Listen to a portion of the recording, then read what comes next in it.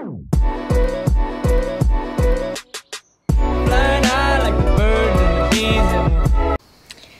tout le monde, aujourd'hui on se retrouve pour une nouvelle vidéo sur notre chaîne YouTube Da Sisters.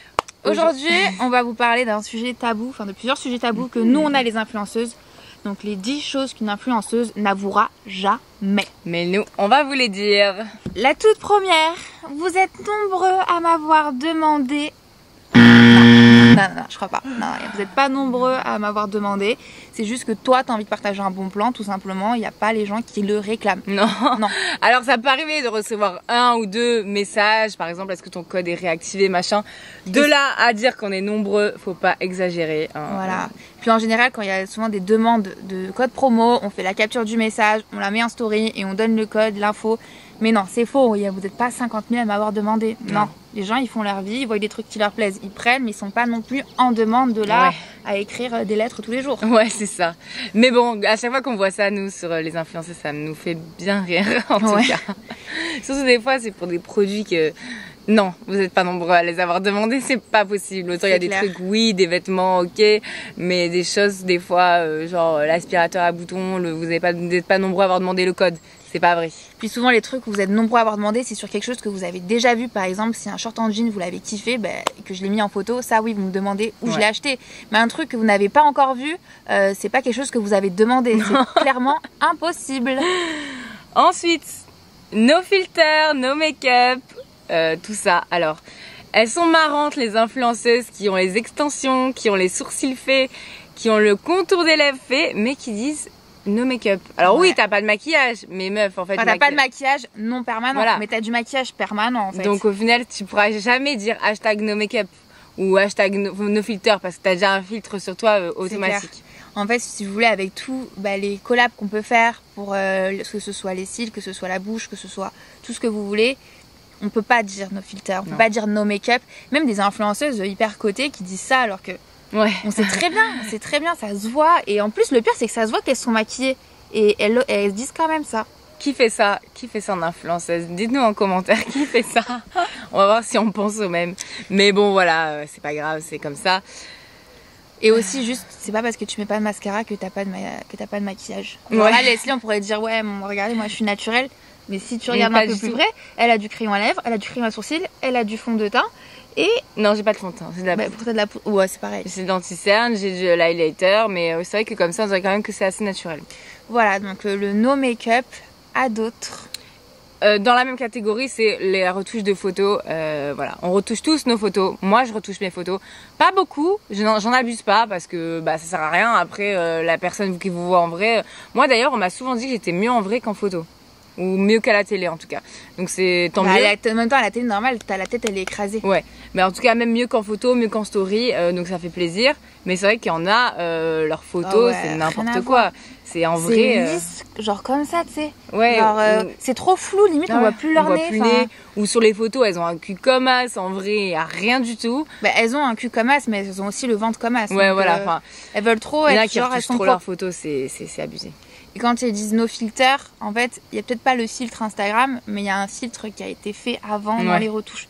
Donc en fait, un filtre, c'est pas forcément que de la couleur, ça peut être aussi sur quand tu t'amincis à la taille, etc.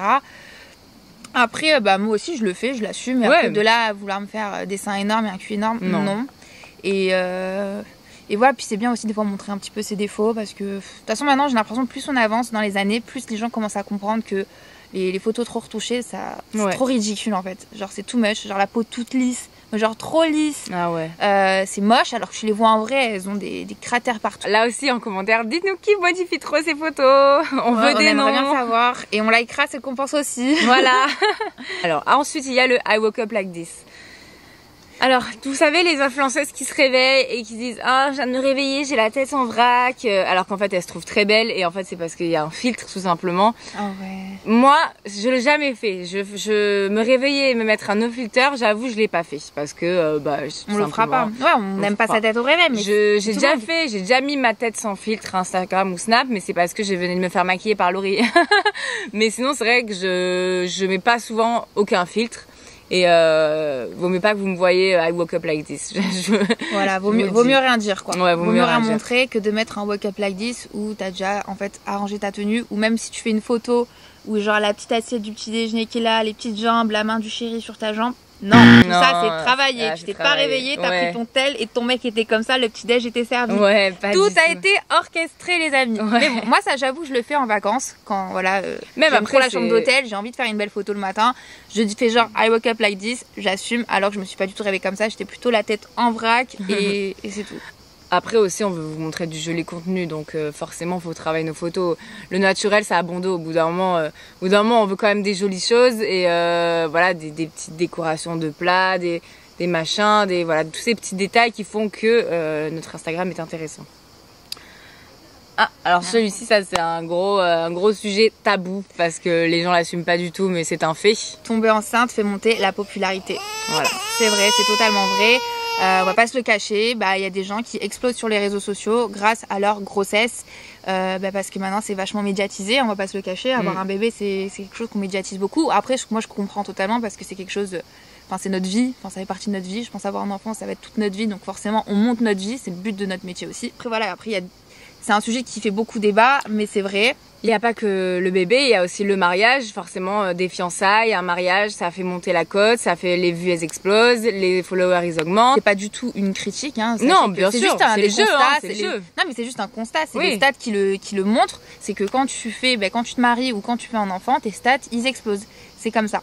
Bon après c'est des belles choses je trouve à partager et je préfère que les stats explosent en partageant de l'amour, en partageant les belles choses de la famille, que juste parce que tu prends ton téléphone et que tu insultes ton ex. Voilà, un dernier truc qu'il faut exploser les stats, c'est un peu l'humour noir, enfin c'est même pas de l'humour noir mais c'est les drames familiaux, les drames, la maladie, tout ça. C'est vrai que ça aussi ça explose les stats. Alors c'est pas du tout pleurer devant son téléphone aussi ça. Voilà, ça... Ou les gens ils aiment les drames en fait. Enfin c'est pas qu'ils aiment ça, mais ils sont l'intensité, les émotions. Ils sont attirés par les choses, les choses comme ça, et du coup, c'est vrai que ça explose les stats aussi. Je trouve que c'est un peu malsain quand même de faire ça pour ça. Mais après, je pense quand même que les gens qui... Ouais, je pense pas qu'il y en ait beaucoup qui fassent ça. Je pense pas qu'il y en ait beaucoup qui fassent ça, honnêtement. Ouais. Ensuite, utiliser tous les produits.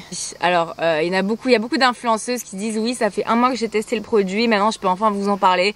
Non, c'est pas vrai. Elles l'ont utilisé hier et pour faire le placement aujourd'hui. Donc ça, quand je vois ça, ça me fait tout juste rire. Alors, il y en a peut-être qui le font, mais alors c'est vraiment les influenceuses pures et dures qui vivent vraiment pour l'amour de l'art. Quand une marque, elle t'envoie des produits... elle va pas te dire 1 mois après tu vas faire le placement. Non, elle veut que tu passes dans les médias. Elle t'envoie un produit et elle veut que dès que tu le reçois que tu postes. C'est les marques qui le veulent, c'est même pas nous. C'est pas une seule fois une marque m'a dit utilise le produit pendant 1 mois et après tu dis ton ressenti. Voilà. Ça je suis désolée mais c'est une question commerciale, faut voir ça avec les marques. Enfin, on va la décrire, on va la tester en direct. Moi perso c'est ce que je fais, je vais dire voilà j'ai reçu cette crème, je vais la tester en même temps que vous et je la teste en même temps, je dis mon ressenti, je dis ce que j'aime bien, l'odeur, la texture et voilà. Mais après ça serait mentir de dire que tous les produits qu'on présente, ce qui est impossible en fait, on les utilise. Ou qu'on les aime tous, parce que franchement je défie de trouver une influenceuse ou un influenceur qui a pas déjà fait un placement qu'il aimait pas. Mais bon, financièrement parlant, on a tous fait franchement c'est humain. Après je veux dire, on nous propose une somme d'argent. Au final, les gens on se dit bon, en fait, il y en a peut-être ça va plaire, voilà. Et peut-être nous ça nous plaît pas. Par exemple, qu'est-ce qu'on pourrait citer comme marque? Des marques. Attends. Des marques avec lesquelles on travaille plus. Non, mais moi je vais dire la vérité. Par rapport à Blinks Underwear, au début, je me disais mais je vais jamais mettre ça, c'est pas possible. Mais je le présentais quand même. Et un jour, je me suis dit bah allez, je vais l'essayer. Et là, révélation, c'est un produit que j'adore, que je kiffe. Genre c'est vraiment un truc que je trouve révolutionnaire pour les femmes. Un produit en fait que vu qu'on en a tellement, on pense pas à les tester tout de suite parce que on doit enchaîner. Et en fait, après, tu te rends compte que des fois, tu passes à côté de certains produits qui sont super. Et voilà. Après, ce genre de comportement, on l'a eu dans le passé. Moi, c'est vrai que maintenant, je vis pas que de l'influence, je vis aussi des soirées que j'organise. Donc, je trie beaucoup les placements de produits. Je sais pas si vous avez remarqué, mais j'en fais beaucoup moins. Je vais en faire 1 par semaine parce que c'est plus mon gagne-pain principal.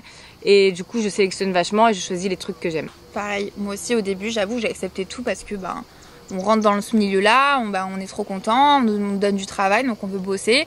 Puis après, on se rend compte, plus on évolue, qu'il y a des marques avec qui il ne faut plus travailler, spécialement le dropshipping. Donc ça, je suis très contente d'avoir fait une croix dessus. Ouais. Mais au début, je vous avoue, moi, je comprenais pas. Moi, je recevais mon produit, je le présentais, et j'oubliais que derrière, peut-être les gens qui avaient été en face, ils faisaient 1 mois qu'ils attendent leur produit. Voilà, c'est des choses que nous aussi on évolue dans notre métier, on apprend. Mais on va pas se le cacher, on est tous passés par cette case-là. C'est juste histoire de l'assumer une bonne fois pour toutes.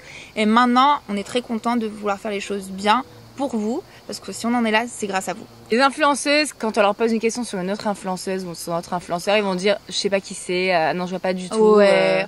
Surtout dans les interviews, genre si ça me dira, où souvent lui il met des images de gens de télé et que t'as une meuf, elle doit dire ah non je sais pas qui c'est. Ah, je vois pas du tout qui c'est. Ah c'est pas. Ah oui, non, en fait je vois. Elles savent très bien qui c'est. Elles ont regardé la télé-réalité. Tout le monde sait qui est qui, dans le, que ce soit dans la milieu télé-réalité ou dans l'influence. Les youtubeurs, ils se connaissent tous entre eux, même s'il y en a qui s'aiment pas. En télé-réalité, pareil, il y en a, on peut pas se blairer alors qu'on les connaît pas, mais c'est comme ça. Mais on sait tous qui est qui. Voilà. Après, pas personnellement, on connaît pas tout le monde personnellement. Mais on connaît les noms, on connaît les vues. Voilà, de vue, forcément, tu connais. Alors, les influenceuses qui disent Mais surtout, des petits nouveaux, genre, qui font genre qu'ils connaissent pas alors qu'ils sont... Ils sont trop calés. Ou alors non, ou alors j'ai vu aussi des gros influenceurs qui parlaient de ou je sais pas qui c'est, qui est cet anonyme ou je sais pas quoi. Mais en fait tu vois qui c'est, t'as regardé. Ouais, n'oublie pas par où t'es passé. Après voilà, n'oublie pas que t'as commencé en étant petite. Pas oublier d'où vous venez. Les gros influenceurs, vous avez commencé petit et on sait très bien que vous savez qui sont ces gens. De toute façon, vous avez fait que ça à faire de votre journée, de regarder votre fil d'actualité Instagram. Donc moi j'en ai appris des gens comme ça, hein, parce que forcément tu regardes pas que ton compte. Voilà, tout le monde se connaît, on est friands dès qu'il y a un petit scoop, un petit truc, on adore. Nous on est des filles, on aime trop ça depuis qu'on est jeunes et tout. Avant on regardait les magazines People, maintenant on regarde Instagram, c'est comme ça, c'est la vie. Des fois on voit des articles sur des gens qu'on connaît pas, du coup on les connaît maintenant. Voilà. Alors que c'est comme ça. Ensuite un autre truc, alors ça c'est plutôt dans la télé-réalité, faire genre je regarde pas la télé-réalité. Alors il y a deux écoles, il y a deux catégories. T'as ceux qui les influenceurs genre de YouTube et tout qui font genre qui sont anti télé-réalité, que c'est pas du tout leur truc, mais par contre tu leur dis un prénom, ils vont dire ah non j'aime pas cette personne. On va pas citer de nom non plus. Et après tu as ceux carrément de la télé-réalité qui disent qu'ils n'aiment pas regarder la télé-réalité. J'aime pas me regarder, je me supporte pas de me voir à l'écran, mais pourquoi tu fais de la télé-réalité alors? Genre ça c'est une blague, c'est insupportable, j'ai envie de leur arracher les yeux. Genre, moi par exemple, j'avoue, j'aime pas me regarder mais je me regarde quand même, c'est obligé, genre t'as envie de voir le rendu, t'as envie de te rendre des comptes à toi-même, à la production, de voir ce qui se passe, c'est totalement logique. Parce qu'après vous avez des réactions, enfin forcément t'as envie de savoir de pourquoi, du comment. Alors les gens qui mentent et qui disent qu'ils aiment pas se regarder à la télé, enfin qui veulent pas se regarder, qui se regardent pas à la télé, mais vous foutez de la gueule de qui? À moins que t'aies eu un passage vraiment honteux, que t'as pas envie, ça peut arriver, mais me dis pas que toute la saison t'as rien regardé, sinon en fait tu respectes pas. Tu respectes pas la prod, tu respectes pas l'émission, enfin c'est complètement absurde. Ouais, ou alors tu fais genre t'as une vie de ministre, que t'as pas le temps, mais c'est très bien que tu fais tes journées, t'es sur ton téléphone toute la journée comme nous on l'est. Hein, voilà. Donc, au pire si tu regardes pas l'émission, tu regardes forcément des extraits sur téléphone. Voilà. Donc arrêtez ça aussi de vous mentir à vous-même, les influenceurs. Enfin de mentir aux gens surtout. De mentir aux gens, même je suis sûre ils croient à leurs propres mensonges. C'est ça qui est pire. Dans la télé il y a des cas quoi, genre. Les couples souvent en télé-réalité, c'est mignon, c'est les déclarations, c'est machin, c'est l'amour de ma vie, c'est les violons, c'est toujours des textes, voilà une étoile, du tombé du ciel, que des trucs, mais à dormir debout. Et puis du jour au lendemain, pouf, il y a plus personne, genre c'est fini, je le déteste, c'est un gros. Enfin c'est vraiment les grosses insultes, ça se déchire. Alors que juste avant, ils nous font montrer l'exemple du couple parfait et généralement tout ça c'est qu'une façade. Tu quittes pas un mec, tu quittes pas une meuf comme ça du jour au lendemain. C'est qu'avant ça a été du sale pendant des mois sûrement ou des semaines. Ce qui est un peu dommage, c'est qu'ils nous font croire à une romance genre juste parfaite où les photos elles sont trop belles, les textes ils sont trop beaux. Mais généralement les trucs comme ça, plus c'est travaillé, plus les textes ils sont longs, c'est bon les déclarations d'amour. Plus c'est qu'ils ont quelque chose à prouver et à cacher, quelque chose à camoufler. Voilà. Après je peux comprendre que c'est bien de partager l'amour, les belles choses et tout, positif. Le partage aussi, hein. Mais il faut que ce soit dans la vraie vie, ce soit pareil. Il faut pas juste être heureux sur internet, il faut être aussi heureux dans la vraie vie. Alors oui, je sais les photos de couple, ça marche bien, ça. C'est ça en fait. Voilà, on en revient là. Voilà, on en revient au like. Voilà, on en revient au like, c'est que voilà les photos de couple ça marche et du coup on en met beaucoup, mais il faut que derrière ça suive. Enfin, moi perso je suis la première à faire ça. Que je l'aime trop. Ouais, mais tu fais pas non plus des longs textes. Non, je fais pas trop de longs textes, c'est vrai. Ouais, mais après vous êtes mariés, vous. De toute façon, s'il y a des longs textes, souvent c'est que j'ai fait du copier-coller. Donc... Faut pas oublier que on vous met de la poudre aux yeux quand même sur les réseaux sociaux. Après c'est normal, hein, j'ai envie de vous dire, on va pas vous montrer nos pires moments parce qu'on a besoin de cicatriser souvent de certaines choses avant de pouvoir en parler et c'est totalement légitime. Nous en plus, nous les premières, on montre pas les embrouilles, on montre jamais. On critique, mais au final après on va critiquer aussi si tu nous montres trop tes embrouilles aussi. Donc au final, nous aussi on peut se perdre dans ce qu'on dit. Mais voilà, c'est juste qu'il y a deux choses qu'il faut pas oublier, c'est que c'est bien de montrer le positif, mais c'est bien aussi de montrer de temps en temps le négatif. Après, c'est bien de montrer le positif, mais c'est mal aussi de se cracher les uns sur les autres. Voilà, c'est un débat, c'est un peu compliqué, on va pas aller trop en faire en fait. Faut pas trop en faire si la relation est déjà un peu bancale. Un autre truc que toutes les influenceuses disent, surtout les plus riches, l'argent ne fait pas le bonheur. Moi, c'est que ma petite famille qui compte. Mes frères, on sait très bien que l'argent, c'est ta source principale. Tout est basé sur ça. Genre, tu vas penser au like, à l'argent. Enfin, c'est juste, dites rien en fait, c'est tout. Il n'y a rien de mal à aimer, à être matérialiste. Enfin, si vous aimez les belles choses, les trucs de luxe, il n'y a pas de souci. Nous aussi, on les aime.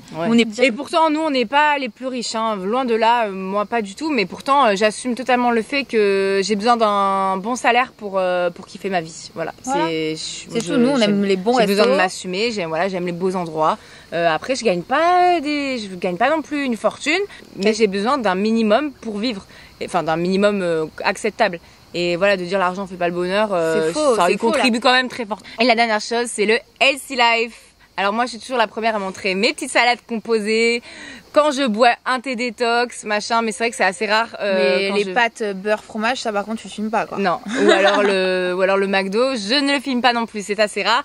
Autant je filme un peu quand je bois, mais c'est vrai que quand je me goinfre de gâteaux ou quoi, bon ça reste... De cacahuètes, tout ça, voilà, ça je le filme pas. On monte pas trop. Ce qui est bien, moi c'est instagrammable. Ouais, c'est instagrammable. Et toutes les influenceuses, elles se font genre elles sont healthy, mais juste parce que quand elles mangent healthy, c'est tellement beau dans l'assiette que du coup on se dit healthy, mais alors que non, on veut juste faire un truc hyper instagrammable. Donc et des fois on en a avec pas mal qui me suivent, qui m'ont suivi aussi pour ma perte de poids. Et j'ai pas envie de leur montrer des plats lourds parce que ça va pas les motiver à mincir. Après quand je vais au resto je filme aussi mes plats hein, mais c'est vrai que quand je suis à la maison je préfère juste montrer mes petites salades. C'est ça, en fait on a tous une vie normale en fait. On a vraiment une vie normale, à part si vraiment vous suivez des influenceuses spécialisées dans le fitness. Donc ça d'accord, elles sont healthy, mais sinon en vrai on n'est pas si healthy que ça. #green, #vegan, non, c'est un plat sur 2 quoi. Ouais, un plat sur 3 même. Et surtout faut pas oublier qu'on a les influenceuses en ce moment on a plutôt entre 18 et 30 ans, c'est l'âge où tu as envie de faire la fête, où tu sors, tu bois, voilà. Enfin, bref, allez, lendemain de soirée, vaut mieux pas que je vous filme ce que je suis en train de manger parce que c'est pas beau à voir. Là, on a fait le tour sur les choses que les influenceuses ne vous avoueront et on vous jamais. avoue, on fait partie sur la plupart de la liste, hein, que des petites erreurs qu'on fait, qu'on n'avoue pas forcément, mais ça c'est comme dans tous les métiers, il y a toujours un truc qu'on cache. Là, on vous les a dit, on l'assume. On espère que cette petite vidéo vous a plu et on se retrouve la semaine prochaine ou la semaine d'après, on verra, pour une nouvelle vidéo YouTube. Gros bisous.